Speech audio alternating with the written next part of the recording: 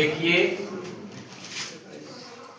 Foreign की जो होती है हमें इसकी आवश्यकता कब होती है। देखिएगा अभी इसके पहले हमने पढ़ा था प्राइमरी की के बारे में, अब हम पढ़ रहे हैं फॉरेन की के बारे में। तो जो फॉरेन की होती है इसकी आवश्यकता हमें कब होती है। देखिएगा जब हमें एक से अधिक टेबलों का निर्माण करना होता है या एक से अधिक टेबलों के मध्य रिलेशनशिप को रिप्रेजेंट कराना होता है, तब हमें फॉरेन की आवश्यकता पड़ती है। जैसे एग्जांपल के तौर पे दो टेबलों को हम रिप्रेजेंट करा रहे हैं।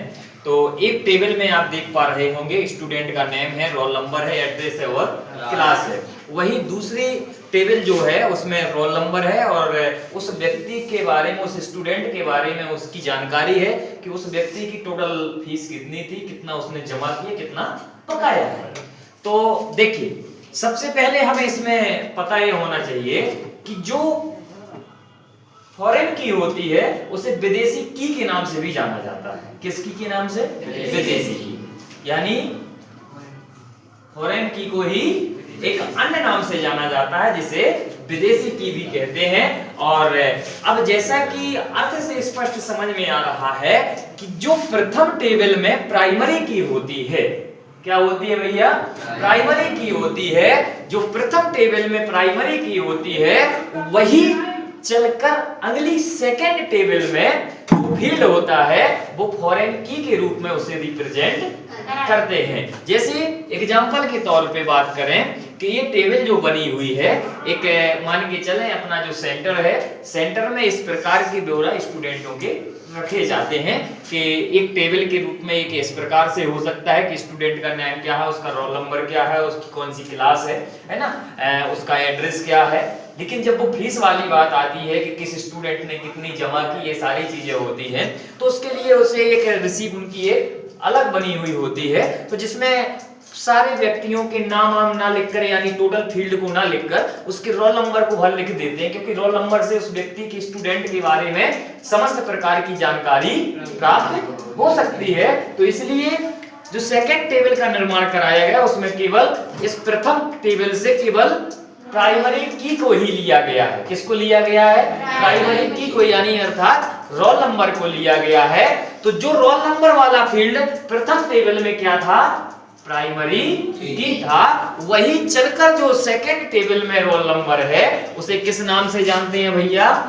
फॉरेन की। आगे बात समझ में ना?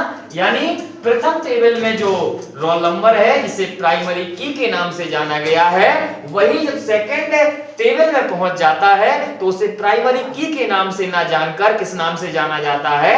फॉरेन की या विदेशी की के नाम से जाना जाता है। आगे बात समझ में? तो इसे रिप्रेजेंट करा लें कि इसमें फॉरेन की क्या है।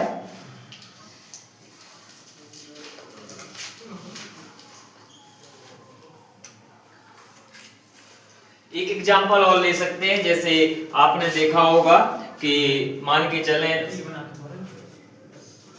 आकाश भैया है, आकाश भैया की गांव में कोई एक दुकान है, तो जब दुकान होगी तो वो पवई से किसी बड़ी दुकान से कोई दुकान का जो सामान है वो किसी बड़ी दुकान से ले जाएंगे कि नहीं?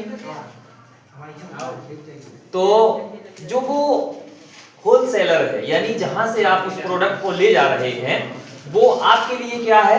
प्राइमरी की है। लेकिन आपके कस्टमर के लिए वही दुकान क्या है? फॉरेन की। आगे बात समझ में ना? यानी आकाश जो है, आकाश जिस दुकान से होलसेल के रूप में इसका जो प्रोडक्ट आते हैं इसके पास, वो इसके लिए क्या है? प्राइमरी की है।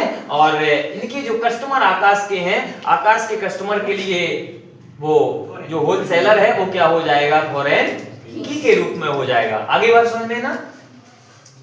चलो ये क्लास समाप्त।